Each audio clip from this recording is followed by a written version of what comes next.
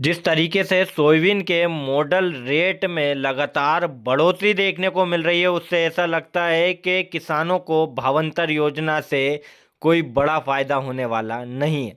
जी हाँ किसान साथियों, पिछले 13 दिनों में रेट 4,020 रुपये से बढ़कर 4,263 रुपये पहुंच गए। अब दोस्तों, ऐसे में भावांतर योजना की जो राशि है उसमें भी कई सारे किसानों का पैसा आया है और कुछ किसानों का पैसा नहीं आया। ऐसी लगातार जो है जानकारियां मिल रही है और किसानों को कहीं ना कहीं भावांतर योजना से कुछ घाटा भी होता हुआ नजर आ रहा है।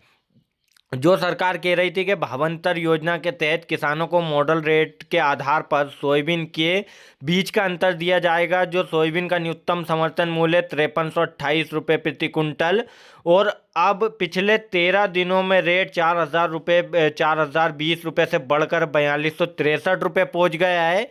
ऐसे में जिन किसानों की सोयाबीन 3,800 4,000 रुपये बिक रही है, उनको अब यही जो मॉडल रेट चल रहा है उसके आधार पर ही भावांतर योजना का जो है लाभ मिलेगा।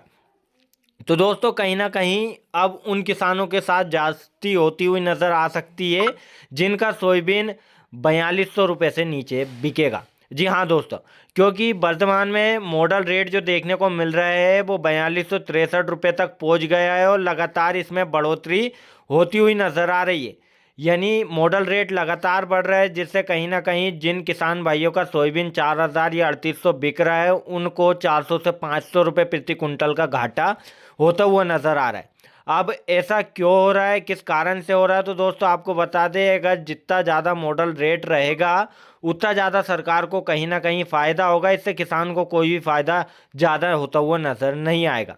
अब ऐसे में किसान बेचारा क्या करे, क्योंकि सोयाबीन के रेट मंडियों में कहीं ना कहीं कम देखने को मिल रहे हैं। मंडियों में भाव लगातार गिरावट की ओर देखने को मिल रहे हैं। कुछ बीच में भाव बढ़े थे, अब दोबारा से भाव में गिरावट दर्ज की गई है। यानी कहीं ना कहीं किसान बेचारा फंसा हुआ है। ऐसे में मॉडल रेट लगातार बढ़ते जा रहे हैं, जिससे किसान को कहीं ना कहीं घाटा होता हुआ नजर आ रहा है। और भावांतर योजना की राशि किन किन किसान भाइयों के खाते में आई वो ज़रूर कमेंट कर बताएं कि उनको कितनी राशि प्राप्त हुई है। बाकी दोस्तों, भावांतर योजना के तहत मॉडल रेट गिरना चाहिए, ऐसा किसानों का मानना है। बाकी आप इस बात से कितने सहमत हैं कमेंट कर ये भी ज़रूर बताइएगा।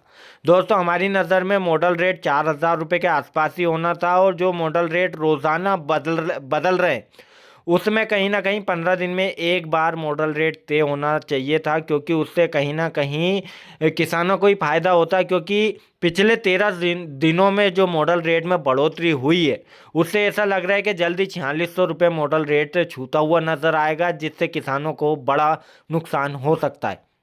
बाकी दोस्तों, आपको जानकारी कैसी लगी आप कमेंट कर ज़रूर बताएं।